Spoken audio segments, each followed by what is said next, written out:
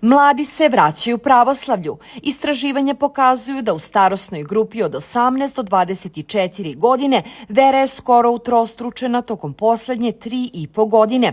Porasla je sa 16% u 2021. na 45% početkom 2025. godine. Vera je porasla i među osobama uzrasta od 25 do 49 godina, sa 21% na 33%. Ovaj pomak nije ograničen samo na lično verovanje. Poseta crkvi je takođe u porastu, a istraživanja pokazuju da se broj odraslih koji prisustvuju bogosluženjima najmanje jednomesečno povećao sa 56% od 2018. godine.